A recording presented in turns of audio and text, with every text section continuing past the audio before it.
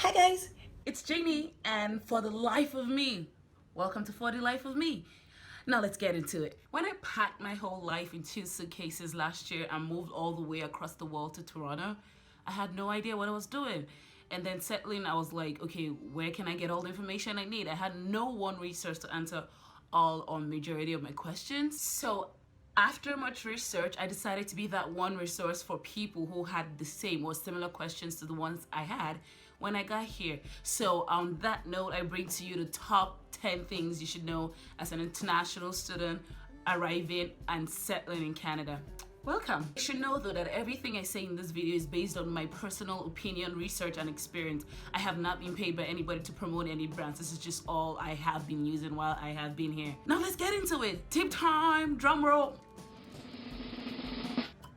First tip or first struggle, culture shock. You're gonna have to deal with new people, new food, a new language for some people, or at least a different accent, and you're gonna have to deal with possibly being jet lagged on the first week of class. I know I was not in the mood to talk to anybody, and there's no one solution for that. You just have to ride the waves, and after a while of trying to get your local food and getting tired, you will resort to eating pizza all day. And something else was not knowing calendar days, so people will be off to reading week or something and you just are stuck with Netflix. On the bright side, you save some money. Hey, struggle number 2, money. So you came here with all this cash. Okay, I'm imagining you came here at least with some US dollars or some Canadian dollars. You have 2 options. You can put it under your bed or you can take it to the bank. I'm trusting you take it to the bank. So I need you to know that Canada uses this thing called the credit system, where pretty much the government borrows you some money, expects you to use it so that they can assess how good of a resident you are, in the sense of how good are you with your finances. Open a bank account, most likely you're gonna have a debit card and a credit card. I'd advise you shop around because being new in Canada sucks in the sense that you cannot get a credit limit over $1,000 for a month. Some banks will offer you $500. My bank offers me $1,000, and that's the most you can get as a new resident in Canada. So on that note, I'd like to say that the 3 or top 4 banks in Canada you can go and ask about plans from are TD Bank, Toronto Dominion Bank, RBC, Royal Bank of Canada, Scotia Bank, and BMO, Bank of Montreal, in no particular order. So when you go to your bank, make sure you ask about student plans and also new to Canada account plans. Another tip is to make sure you come with an international card, something that is MasterCard or Visa. Depending on when you can get an account, you can still use your international card while you're here. Struggle number 3 or tip number 3, accommodation. So where do I live? I'm not gonna live on the bridges. So I advise the first thing you do once you land is to go to your school and try to talk to your international center to provide you some options. And in lieu of that, you have 2 major options, which are to live on campus or off campus. So on campus means living in residence. It's a little more expensive, but it's more accessible when it comes to distance from your classes, I imagine. But living off campus, there are options where you could do homestay, living with other residents, or you could get your own apartments. I think that's about it. But then, so I'm gonna list a couple sites you could check. You could check placesforstudents.com or .ca. I'll put the link down below for you to check.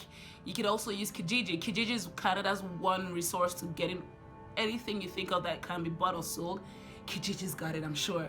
But the thing is, you gotta be careful with Kijiji because it's not a controlled site, so you wanna make sure you're dealing with somebody who seems responsible. Another thing you wanna probably look for if you're trying to get an apartment for your own is to check the website view.ca. Again, I'm gonna put the link below. Tip number 4, transportation. So I know where I live, I have some money, I see buses and trains. How do I get on them? How much do I pay?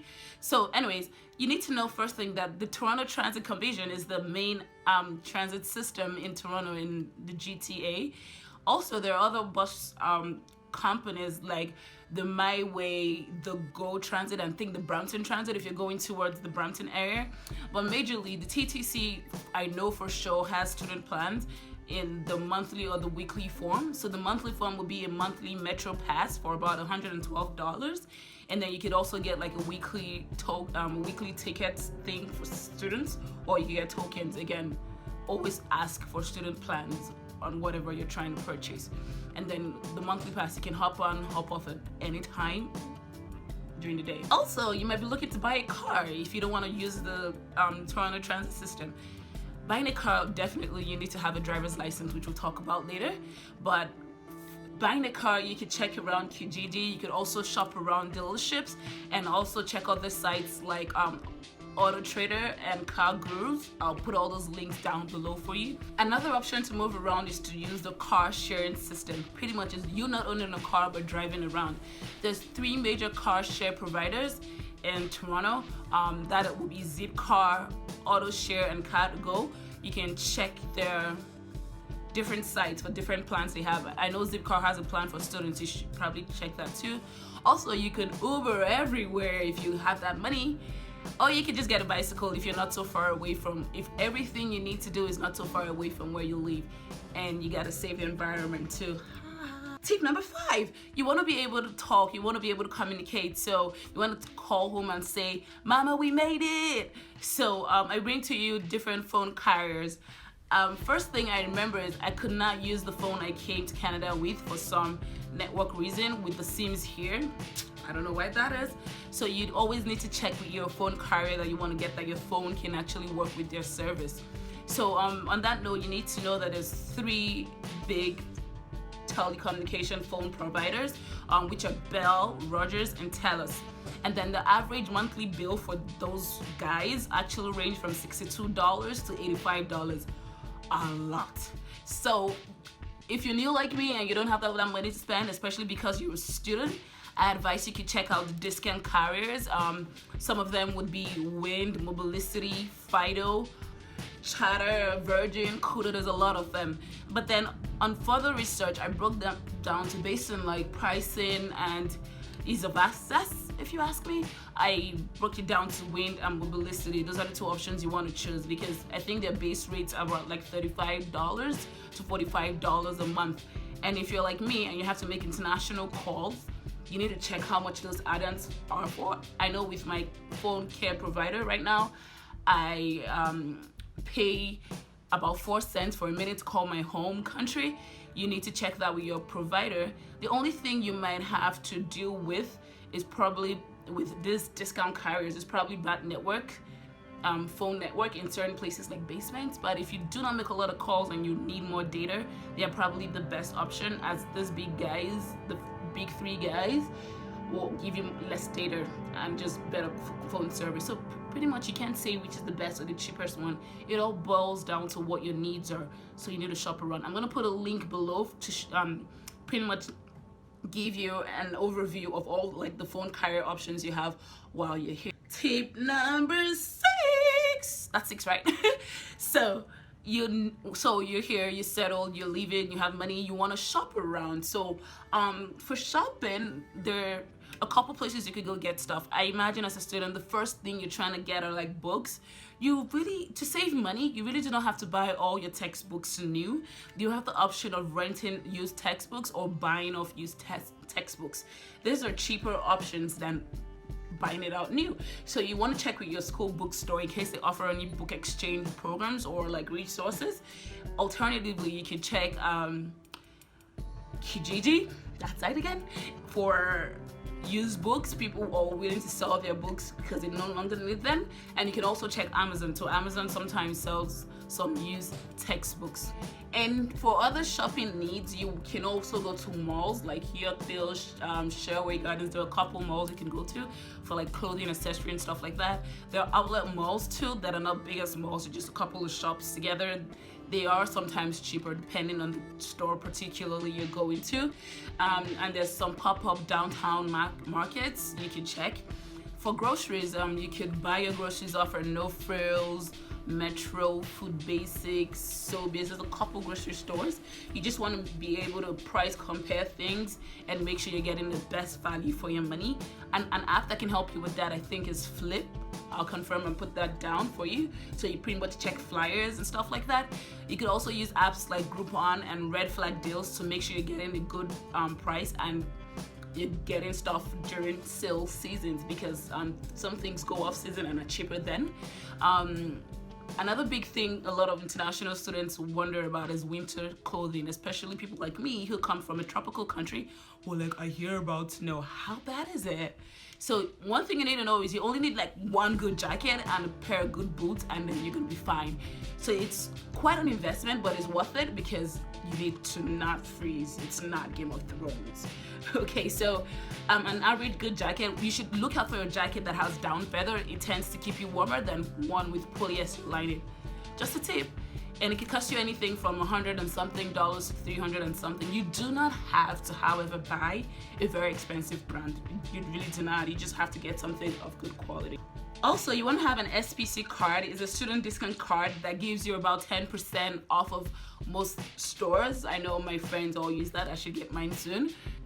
Tip number 7. So you want to, sometimes it's always good to have some extra money doing some jobs while you're schooling. So things you need to know to get a job or to work while you're in school is, right now the Canadian government allows for 20 hours of work while you're schooling based on your study permit per week on or off campus. But if you say you want to extend that, the only way you can do that is if you're enrolled in a program that allows for a co-op or an internship.